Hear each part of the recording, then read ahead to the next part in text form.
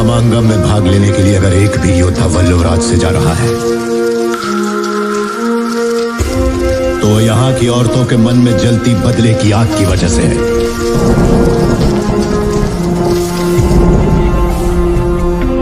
ऐसी ही वीरांगनाओं की कोख से मैंने और तुमने जन्म लिया है।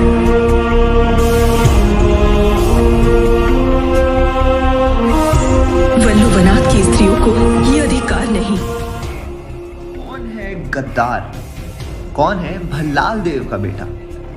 गद्दी के लिए हुई लड़ाई। हेलो दोस्तों, आप सभी का स्वागत है पॉलीग्राफ स्टूडियोज में। बाहुबली अपने सभा में बैठा होता है, धोती कुर्ता, गले में मोतियों की माला और सर पर माहेशमती का राज मुकुट। चारों तरफ से सैनिकों से घिरे सिंहासन पर बाहुबली बैठा होता है, जहां उसके एक तरफ राजमाता देवसेना बैठी होती है तो दूसरी तरफ कटप्पा खड़ा होता है, जिसकी आंखों में माहेशमती के लिए वही पुरानी वफादारी झलक रही होती है। सामने बाहुबली के मंत्री बैठे होते हैं जो एक एक करके राज्य में हो रहे कल्याणकारी कामों के बारे में बता रहे होते हैं, जिसमें से एक खड़ा होता है और बाहुबली के सामने हाथ जोड़कर बोलता है, माहेशमती राज्य की जय हो।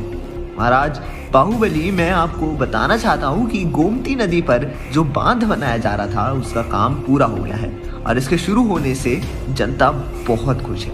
ये सुनकर बाहुबली बोलता है, ये तो बहुत अच्छी खबर है, मैं खुद आकर उस बांध को देखना चाहूंगा। इसके बाद कटप्पा सभा को समाप्त करने का आदेश देता है, लेकिन बाहुबली कटप्पा को रोक देता है और बोलता है, दादा रुको, मैं उस बूढ़ी औरत से बात करना चाहता हूँ जिसे दरबारी अंदर आने से रोक रहे हैं। ये सुनकर कटप्पा इशारा करता है और दरबारी उस बूढ़ी औरत को अंदर आने देते हैं। वो बूढ़ी औरत अंदर आती है और बाहुबली के सामने गिड़गिड़ाते हुए बोलती है, राजा मुझे न्याय चाहिए। आज ये दुखियारी एक राजा के सामने भीख मांगती है। ये सुनकर बाहुबली अपनी गद्दी से उठकर नीचे आता है और उस बूढ़ी औरत को उठाते हुए बोलता है, क्या हुआ माँ आपके साथ, मुझे बताइए।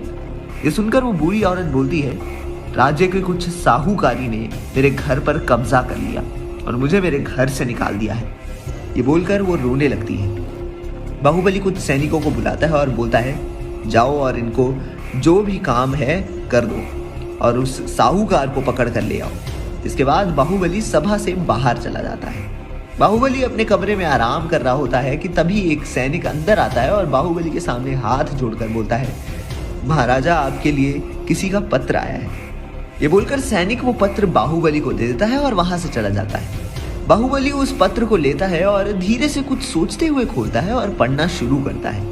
बाहुबली, तुमने मेरे पिता और भाई को मारकर अच्छा नहीं किया, मैं तुमसे इसका बदला जरूर लूंगा। तुम्हारी प्रजा, तुम्हारा परिवार सब मुझसे दया की भीख मांगेगी, तब भी मैं किसी को नहीं छोड़ूंगा।